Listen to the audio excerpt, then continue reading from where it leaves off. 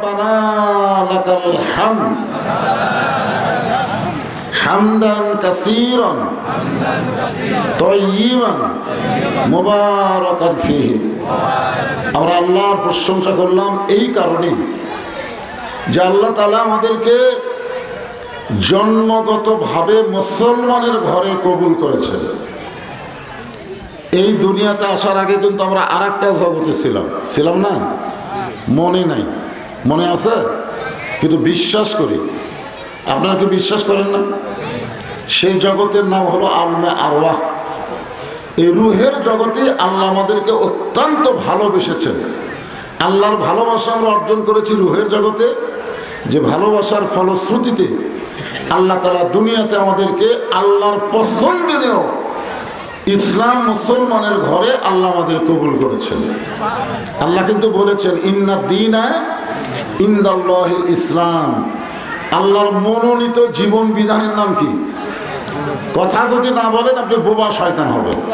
কারণ এই হক কথা বলতে আপনাদের জবান বন্ধ কে রাখতেছে? এই জন্য কথা বলা লাগবে। আমার কথাকে আপনারা বুঝতে পারতেছেন? এটা আমার কথা না, আল্লাহর কথা। আল্লাহর মনোনীত জীবন বিধান ধর্মের নাম কি? ইসলাম। আর সেই ইসলামের ভিতরে আল্লাহ আমাদেরকে মুসলমান হিসাবে কবুল করেছেন। এখানে আমরা বুঝতে পারলাম যে আল্লাহ আমাদের পক্ষে না বিপক্ষে?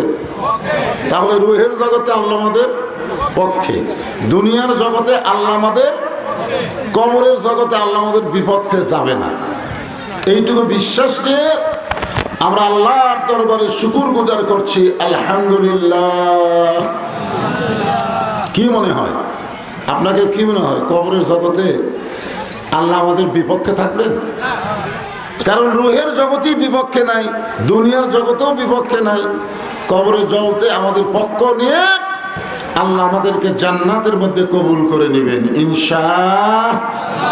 এ কথা বলার যুক্তি হলো, দলিল হলো যে দুনিয়াতে আল্লাহ আমাদেরকে আজকে দুনিয়ার কাজ কামকে বাদ দিয়া এই জান্নাতের বাগানে কবুল করছেন। ঠিক কিনা বলেন? আপনারা কি মনে করেন যে এখানে আপনারা নিজের ইচ্ছা ইচ্ছেন না? ইচ্ছা থাকলেও হয় না। আল্লাহ যদি কবুল না করে, ঠিক কিনা বলেন? যার প্রমাণ আল্লাহ কোরআনে দিয়েছেন, মা আসাবাকা মিন হাসানাতিন ফামিনাল্লাহ। বান্দা বান্দির দ্বারা যখন কোনো ভালো কাজ হয়, এ কাজ বান্দা বান্দি করে না, বরং আল্লাহ করায়। এই মুহূর্তে আমরা যে জায়গায় বসে আছি ওয়াজ শুনতেছি, এই কাজটা ভালো কাজ না খারাপ কাজ? তাহলে এই ভালো কাজ কে করালো? আল্লাহ। জোরে বলেন কে? তাহলে আমাদের মতন পাপিষ্ট মানুষের দ্বারা আল্লাহ যদি জান্নাতের বাগানে বসে ভালো কাজ করার তৌফিক দেয়, বিশ্বাস করব আল্লাহ আমাদের প্রতি এখনো খুশি আছেন। জোরে গান ঠিক কিনা? আল্লাহ যদি বেজার থাকতেন আমরা এই জায়গায় আসতে পারতাম না। আমরা পাপী হতে পারি, কিন্তু এরপরও আল্লাহ আমাদের উপর খুশি থাকার কারণে এই জান্নাতের টুকরা রিয়াজুল জান্নার মধ্যে আমাদের কবুল করেছেন। খুশি না বেজার? তাহলে আর একবার বলি আলহামদুলিল্লাহ।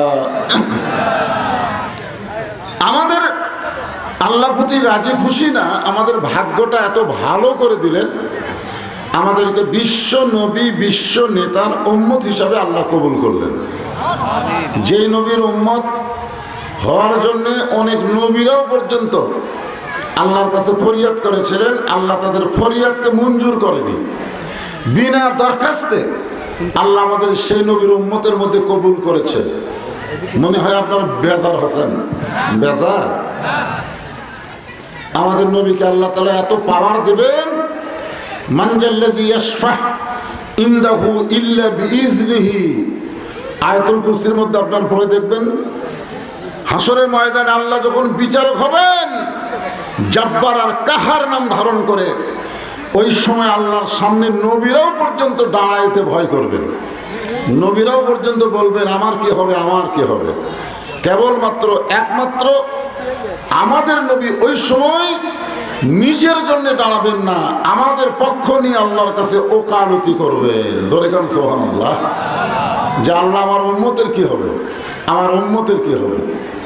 যে নবী আমাদের পক্ষ নিয়ে আল্লাহর কাছে ওকালতি করবেন, আমাদেরকে সুপারিশ করে জান্নাতে পৌঁছায় দেবেন, এমন একজন নবীর উম্মত হওয়াতে আপনারা কি খুশি না বেজার? তাহলে জবান করে আর একবার বলি আলহামদুলিল্লাহ।